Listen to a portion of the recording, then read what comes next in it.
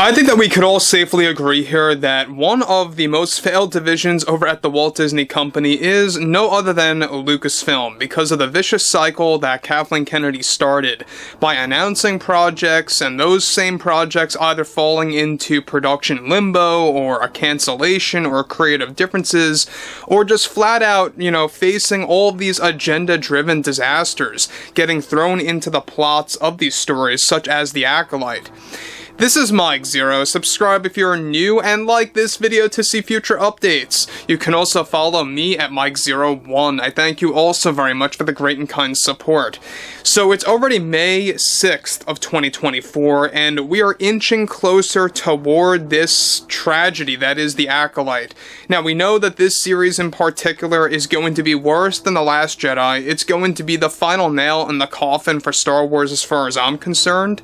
And a lot of this has a lot to do with what leslye Headland has been spewing about The Acolyte, how she has been trashing the Star Wars fans at large, and really just doubling down on everything related to DEI, and that of course stands for diversity, equity, and inclusion for those of you that are uninformed.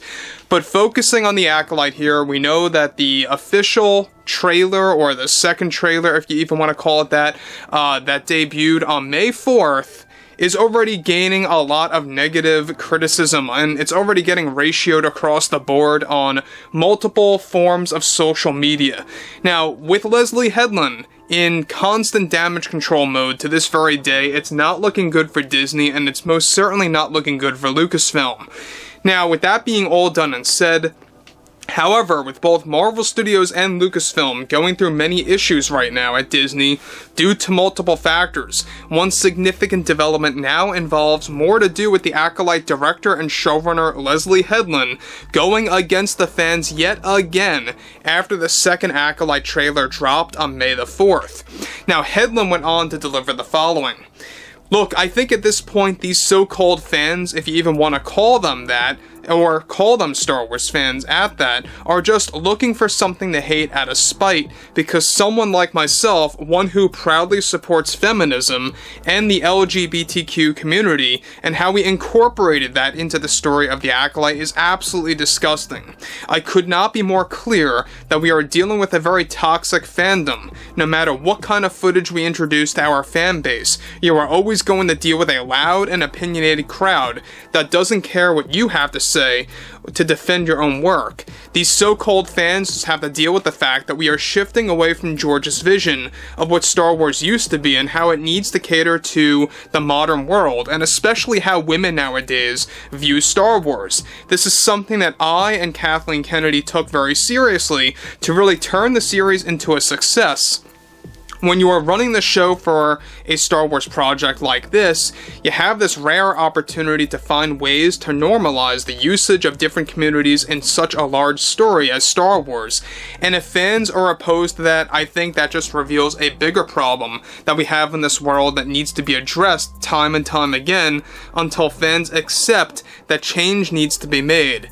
We thought it was a very important thing on how we could focus on the LGBTQ community in this one, and how some of the characters that carry that with them in the story can relate to so many people around the world. I think it really gave us the proper tools to gravitate toward a wider global audience, and a demographic that George was missing out on for so many years, and even Disney. I mean, they sort of tapped into that with the books and the comics, but this time we really wanted to address it in live action this time around, and Kathy felt this was a necessity to improve our series. I have said this before, but we aren't really dealing with loud fans, but just posers who want to watch a product fail out of entertainment, and I think that's the problem that we saw at The Last Jedi and what Rian Johnson didn't deserve to go through with his film.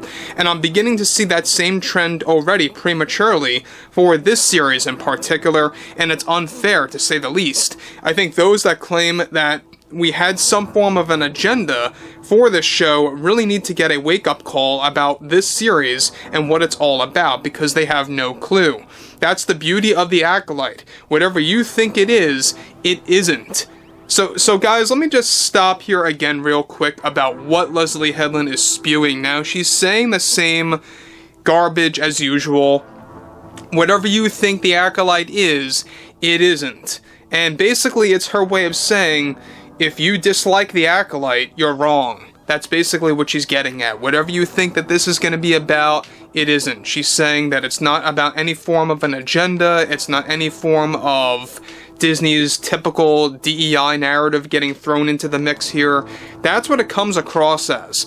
And it also has a lot to do with the plot, alright? She figures that a lot of fans that are against this series have everything figured out, that everyone knows it's going to be a disaster. She's gravitating toward that every fan out there that's labeling this as a disaster is wrong. And she's said this before, more openly before in the past, that she expected this kind of response. This is exactly why, by the way, the trailer was delayed for nearly an entire year.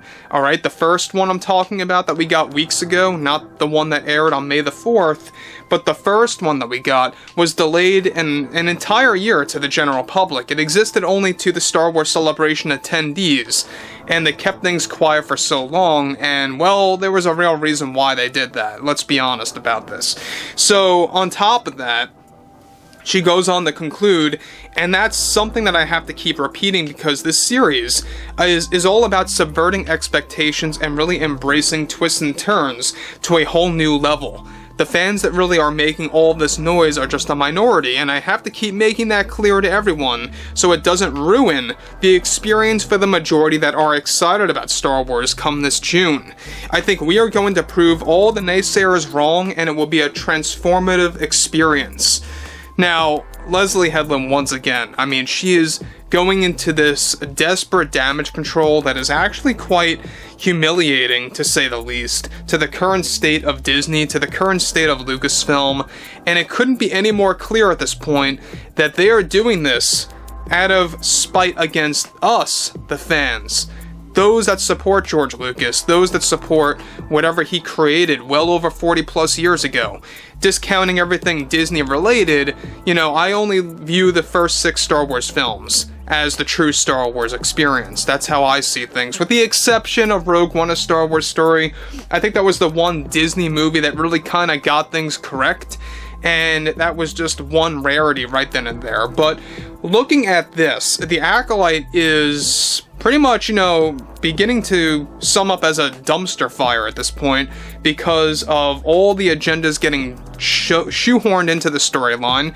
You have people like Leslye Headland that's saying that there's no agenda in here, but that there's also an agenda. I mean, she's saying it right there. It's all about addressing these communities and, you know, these different communities here and there in the actual story, but at the same exact time, she's saying that whoever says that there's an agenda in the Acolyte needs to get a wake-up call. I think it just goes to show you that, you know, the fact that we have Lucasfilm / Kathleen Kennedy hiring Harvey Weinstein's former personal assistant really just, you know, goes to show you what this show is all about in the first place. So, anyway, guys, you know, drop a comment below. Fill me in below in the comments what you all have to say about this. And if you guys did enjoy the content for today, make sure to drop a thumbs up on this video to support the channel. And I will catch you guys later.